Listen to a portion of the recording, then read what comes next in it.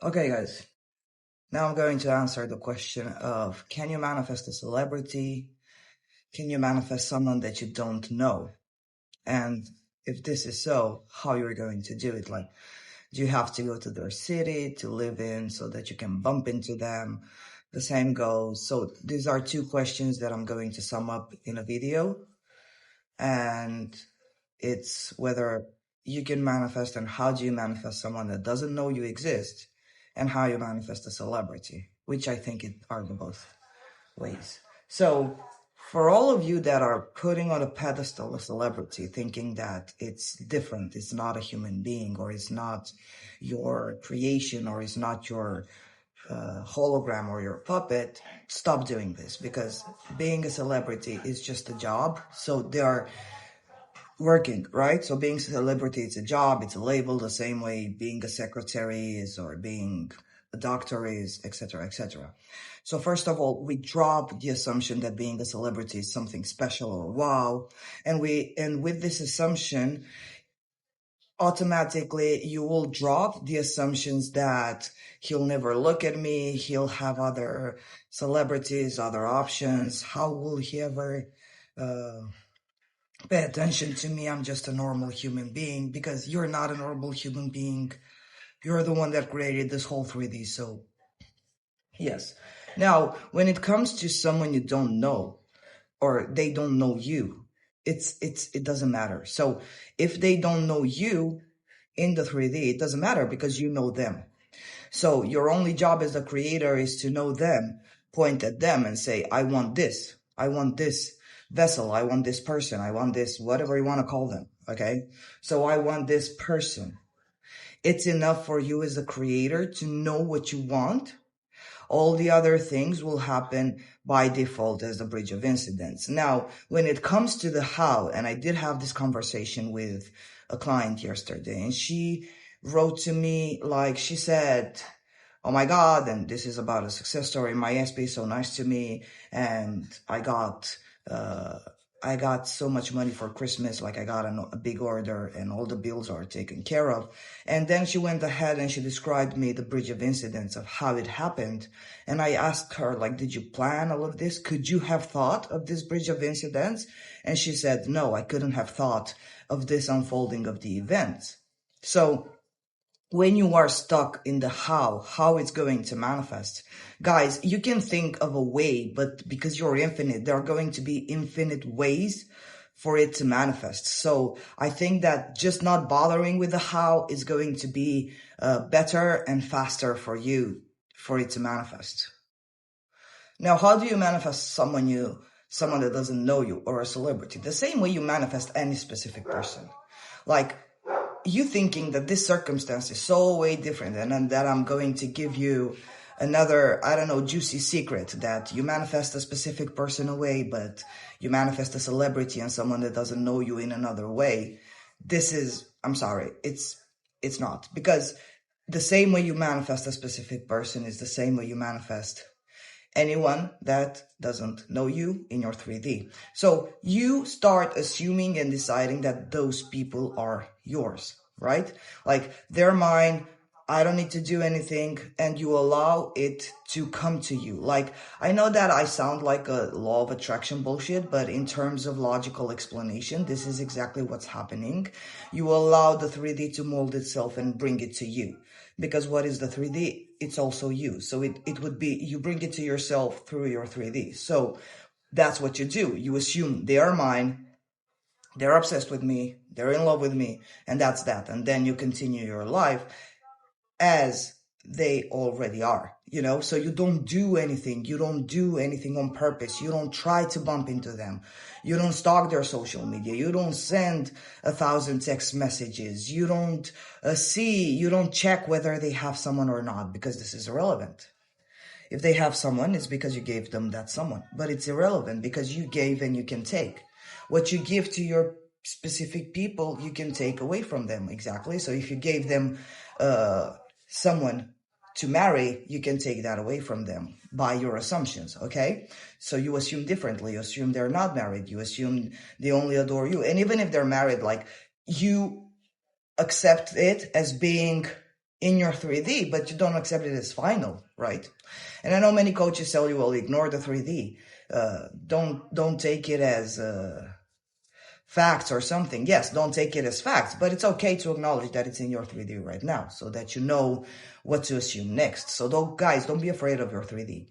And I know that when you are in the process of manifesting a celebrity, you could tend to go and search their media because it might be all over the place. You might have created with your assumption that a celebrity posts their life online every day. You don't care about that shit. It's like, why would you start checking for something that you don't want to see, something that you don't want to create?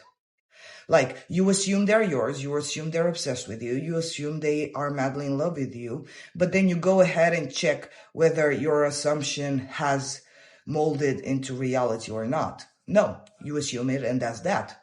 By itself, it molds the fastest when you don't contradict yourself by going and stalking them and seeing their social media or something like that, okay? So that's what you do. You manifest a person that doesn't know you the same way you manifest someone that does know you. It doesn't matter if they don't know you, you know them, and that's enough. Because as the creator of your reality, you're the only one in charge of knowing what you want to manifest. They don't know you, they'll get to know you, okay? Because you said so. So that's it. Now, I'm also going to answer another question because this video was very short and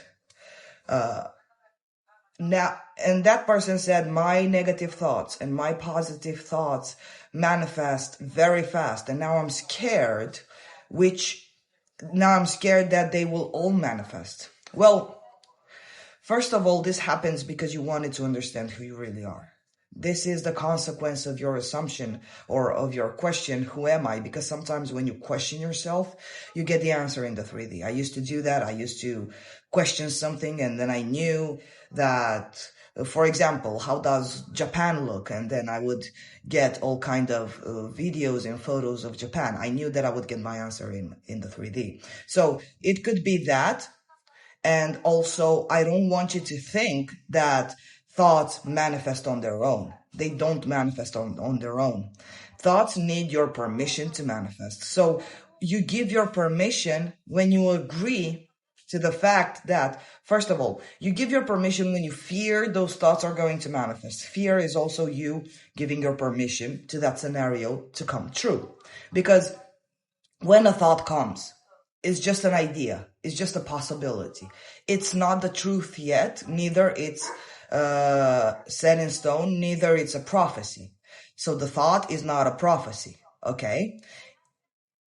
And what you do from on there, it's the thought is not a prophecy. You are just shown one possibility out of infinite possibilities. So now, if you don't like the thought, if you don't like that thing to be experienced by you, you don't give your permission. You can say, no, not in my world. And you can just simply lie relaxed, knowing that you have the final word as God, as the operant power of your reality. You have the final word. Thoughts don't have the final word. They never did. Thoughts don't have the final word. Assumptions don't have the final word. Beliefs don't have it. Fear doesn't have it. The 3D doesn't have it. You do. And when I say you do, and you're going to question, but who am I? Well, you as consciousness, you as a conscious creator. The conscious decision beats all the other decisions that you think thoughts have or assumptions have. So an assumption only manifests because you consciously agreed to it. Yes, you agreed. That's the best word I think I can use. You agreed to this assumption and you say, you know what? This assumption tastes better, so I think I'm going to start tasting the consequences of this assumption. Or this belief doesn't taste good anymore. I think I'm going to drop it. It's not going to bring in good results. I'm not willing to suffer the consequences of that belief or that thought. Okay, so that's what you do. You view it as, do you know how in the restaurants, like there are a buffet where they bring you so many foods, like they bring you appetizers and they bring you so many things.